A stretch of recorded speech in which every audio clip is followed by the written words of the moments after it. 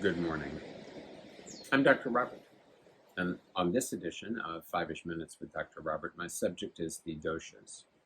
And let me assure you that I am quite fatigued with talking about the doshas. So I'm making a special effort to talk about the doshas because I feel strongly that I need to talk about the doshas. And the one thing that I want to say is that it is extraordinarily important to remember that the theory of the three doshas is a model of reality.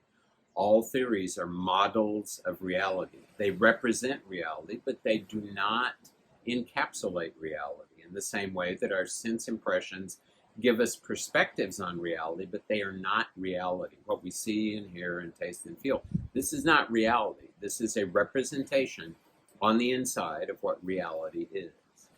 So the doshas are ways of representing to ourselves how our organism is moving in an undesirable direction, and how it happens that sometimes momentum can be generated to keep reproducing effects that are otherwise non-desirable in the organism.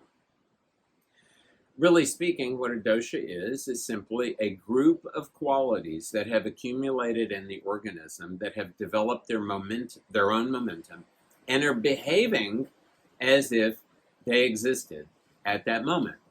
In the same way that, as you will look out over the ocean there, right now the ocean is nice and Pacific, as is its name, but there are times when there are cyclones or typhoons, or in the Gulf we call them hurricanes.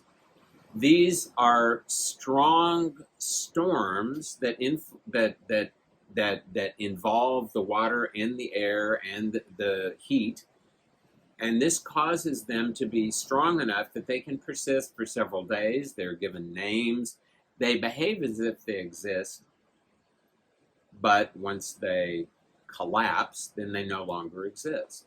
It's the same sort of way with disease processes in the body. While the disease process is going on, it appears very much that it's a real thing. As soon as the disease process dissipates, then we don't even think about it anymore, because that process was only a transitory state. So the doshas exist in the sense that they are accumulated qualities that produce transitory states that make it appear that they exist.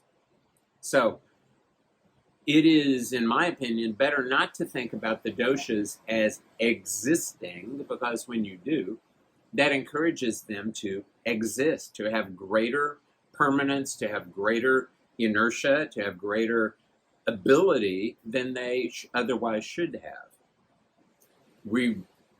To reiterate, we should be, in my opinion, thinking of the doshas as just exactly what they are. Tendencies that are imbalancing tendencies. And these are things that are generated as a direct result of the necessity that we have to exist as protoplasmic living beings. Earth and water have to interact with one another, and it's the job of Kapha to make that happen. Fire has to be dissolved in water, and that's a difficult thing to do. It's the job of Pitta to make that happen. Air and space have to always be adjusting against one another. It's the job of Vata to do that. But when these adjusting factors get more energy than they should have, because the controlling influences on these doshas happen at subtler levels of the organism, especially at the level of prana and tejas and ojas.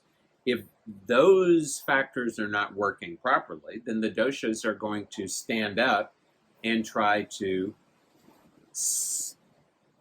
substitute themselves for these other more important factors.